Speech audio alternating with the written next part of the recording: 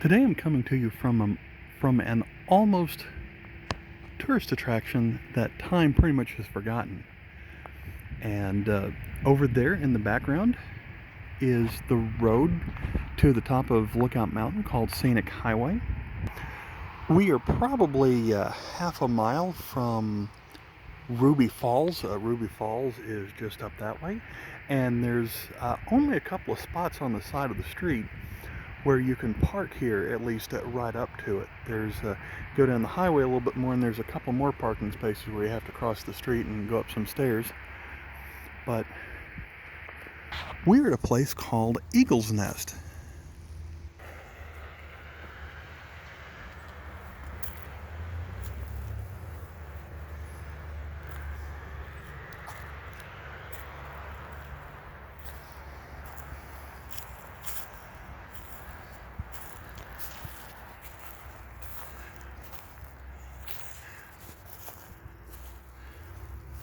We're about a third of the way up to the top of Lookout Mountain, and this area in the earliest days of Chattanooga was a rock quarry, which is why we have so many open rock bluffs right in front of us here. And I think that people actually come here to do some rock climbing and rappelling. I'm not sure about that, but I've been told that some people will do that. And then when this was no longer needed as a quarry, Milton Ochs, who was the less famous Ochs brother, his brother Alfred Ochs was the publisher of the Chattanooga Times, and then went on to become the publisher of the New York Times. And Ochs Highway and the Ochs Museum at Point Park are named after him. Well, that was the big brother of Milton Ochs who had the idea of turning this area into a park.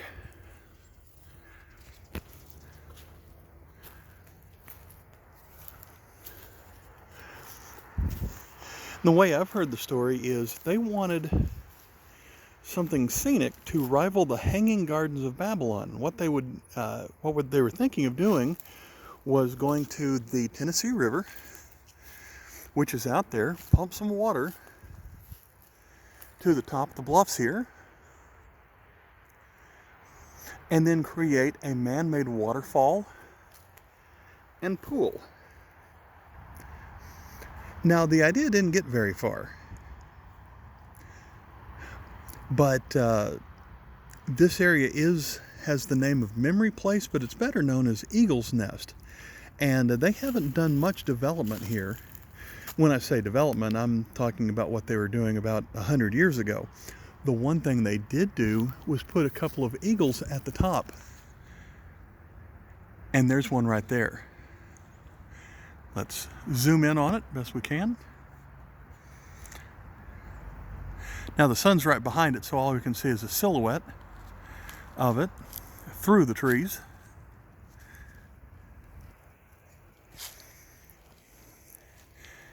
Now this eagle also has a damaged wing, so you might be able to see some of the mesh of it. So about 90 years ago, they put a couple of eagles up here. That's the only one I see. I heard the other one is damaged. It could be completely gone now. But that's why the name Eagle's Nest is the best remembered name here. So I've parked at the bottom of the park, but there are also a couple of parking spaces at the top of the park where you can get right up to that eagle and also make sure that you're careful to not fall over.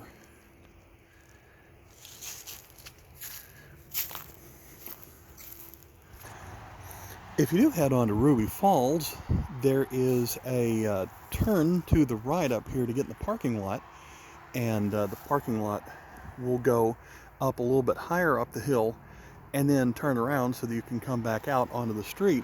But if where the parking lot U-turns, if you instead go left there, you'll be on a road that goes up here to the top, where you can park at the top of Eagle's Nest and get a view of the eagle from the top. I might try to do that today. Another way to the top, if you're willing to risk it, are some really old stairs right here, and I can tell where they've use some of the natural rock and some old railroad ties right here. I think the people who might park at the top, rappel down, would then take these stairs to walk all the way to the top. I'm not sure I want to do that. Walking up might be easy, but I usually have trouble walking down a path like that. Here's another old set of stairs that lead down to the street, which is, of course, a busy highway. If I walk down there, I would just have to turn around. But if the first two spaces are full, you might have to park in a small gravel area about right there. I guess about 2 or 3 cars can fit there, and then cross the street where there really is no room, and then come up these stairs right here. I guess there are a couple of pretty flowers that I can see here. Here are a couple more stairs that lead to the highway below. There does seem to be some huge vine that is going to be in the way. But I think we can get a better view of the stairs right here.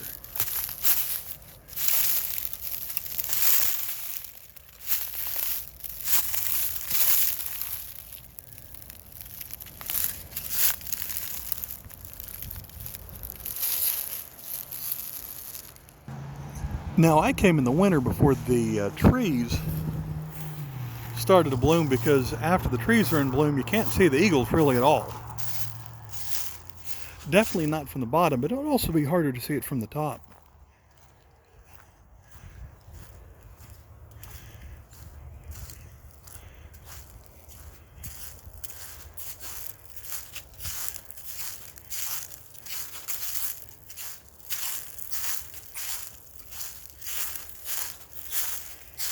And then here's about the only sign to let you know this is a legitimate place to visit.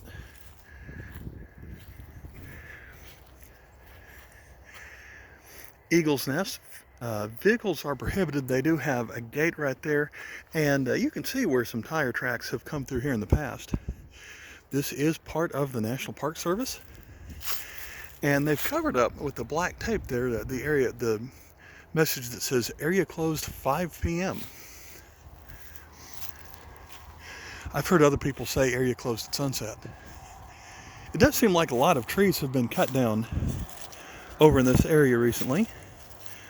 And look at this fungus right here.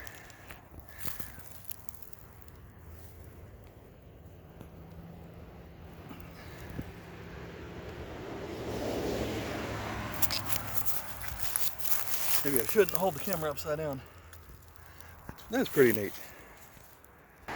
As I get closer to the parking space, you can barely see the Tennessee River down there. Barely.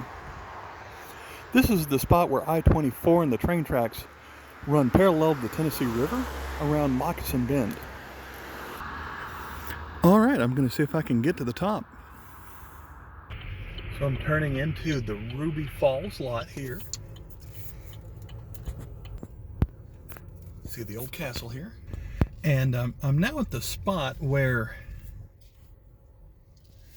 the end of the parking lot, they have these blockades here, but I think my car can make that. Yeah, a car can make that because there is one other person parked down there. So I'm going to go over this slowly. Old gravel road here.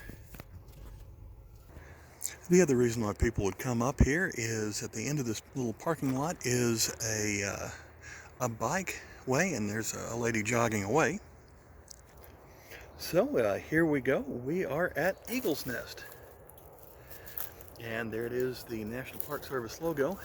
And these stairs look a little bit safer. This is definitely not a place for children if they're going to wander off, but you can see the eagle about right through there. And I'm going to see how close we can get.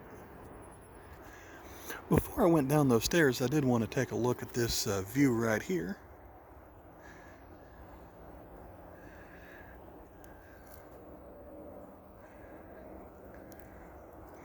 Downtown Chattanooga is off in that direction.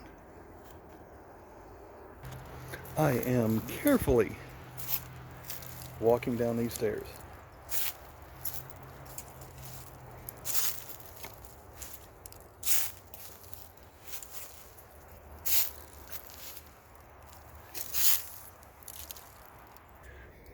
Well, I've made it this far, so far. I was hoping it'd be an eagle when I first saw it, but look at that vulture over there. Okay, there's one view of the eagle, but as you can tell, that's quite a drop down below.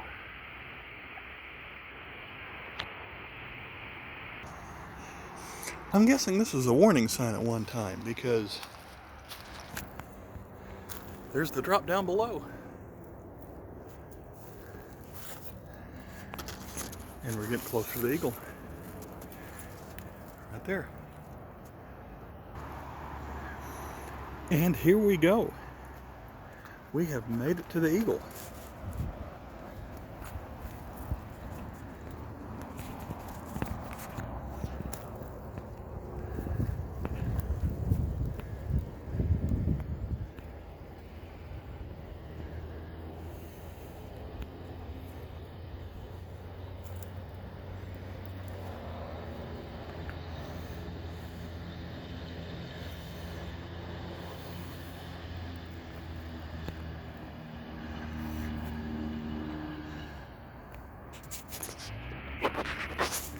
I wonder if I can hold the camera in such a way to see its beak or anything without me getting too close to the edge.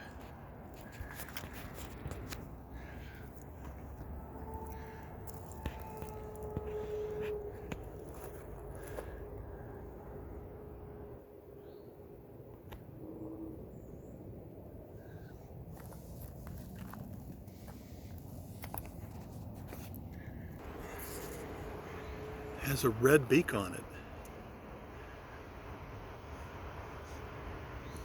I'm told that at one time there was a statue to William Shakespeare here, but it fell into disrepair and now it's a pile of rocks and you wouldn't be able to recognize it if you saw it. They had intended to put other well-known people here as well if it had been developed more. And this was as close as I wanted to get to the edge.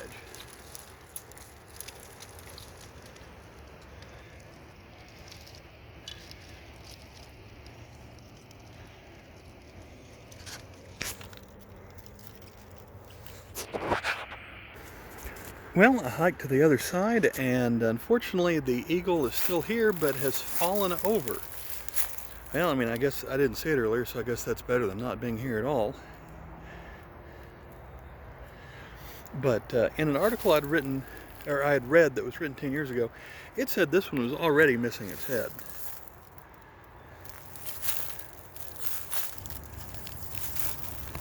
So that's about as far as I can reach on that. Well, at least I found it. But those vultures really were marking the spot. There's one more spot I wanted to look at before I leave the area. I'm at the bottom of the furthest stairs at the bottom of the area. There's a small parking area with about 3 spaces here at the bottom. And I'm behind the guardrail, and I'm parked over there. I do notice that they've got some old guardrails that used to be on the highway that they just threw to the side here.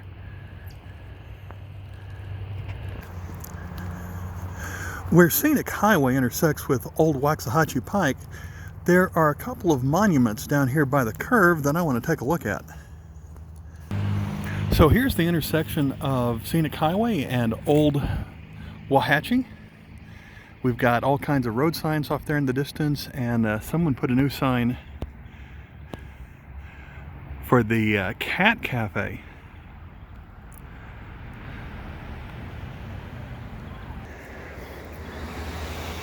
We have this memorial made in 1932 from DAR, the Daughters of the American Revolution, celebrating the bicentennial of George Washington.